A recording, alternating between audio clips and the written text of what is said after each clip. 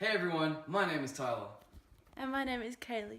And we are here today to give you a presentation on using critical path analysis, forward scanning, backward scanning, and flow times to determine the earliest completion time for building a house measured in days.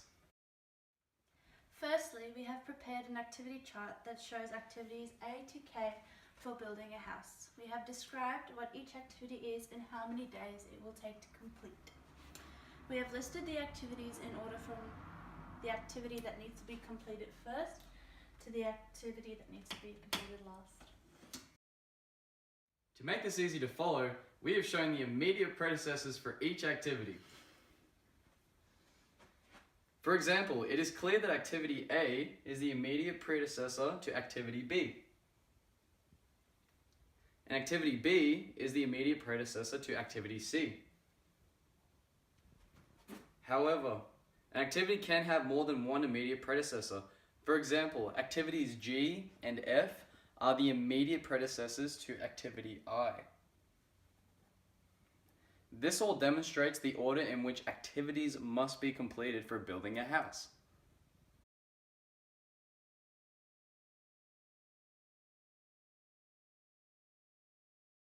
Thirdly, to determine the earliest start time for each activity in the given network, we have used the method of forward scanning.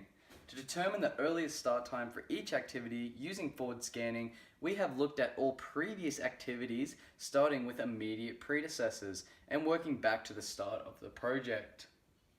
As an activity can start no earlier than the completion of such immediate predecessors, for example, the earliest start time for activity A is 0, as there is no immediate predecessors, and the earliest start time for activity B is 4, as the immediate predecessor of activity B is activity A, which needs to be completed before activity B can commence.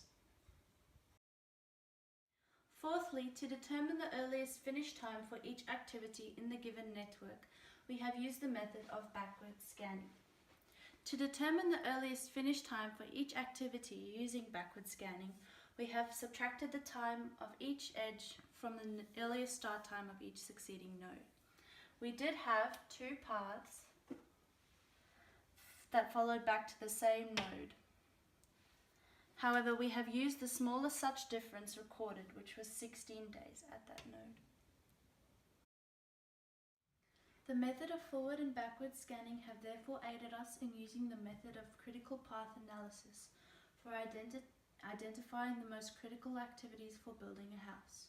The critical path is A, B, E, F, G, I, J, K, which as seen in this network is the longest time for the project determined at 54 days. From determining the critical path from the most critical activities, the flow times for those activities that can be delayed can be determined. We have determined this by subtracting the earliest finish time, the earliest start time, and the activity time for each activity to find the flow times for each activity. There was no flow time found in activities A, B, E, and I. However, flow times for activities C, D, F, G, H, and K were found. Activities C, D, H, J, K have flow times of 20 days, and activity F had a flow time of 5 days, and activity G had a flow time of 6 days. These activities therefore can be delayed without delaying the whole project.